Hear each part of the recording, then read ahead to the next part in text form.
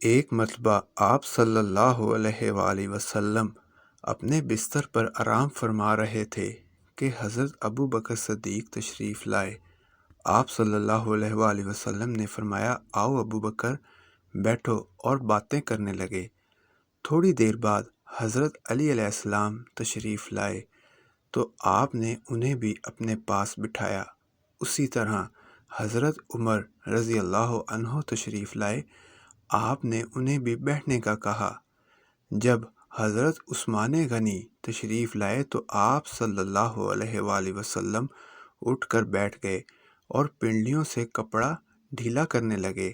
صحابہ کرام نے عرض کی، یا رسول اللہ صلی اللہ علیہ وآلہ وسلم، آپ کا لباس تو ویسے بھی ڈھیلا ہوتا ہے، پھر بھی عثمان کے آنے پر ایسا کیوں؟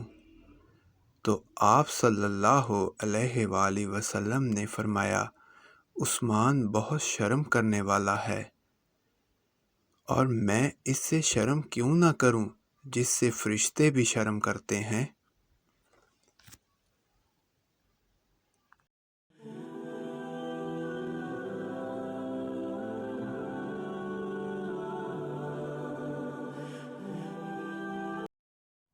ایک مرتبہ نبی کریم صلی اللہ علیہ وآلہ وسلم نے فرمایا، عائشہ کسی کو بلاؤ، میں نے باتیں کرنی ہے۔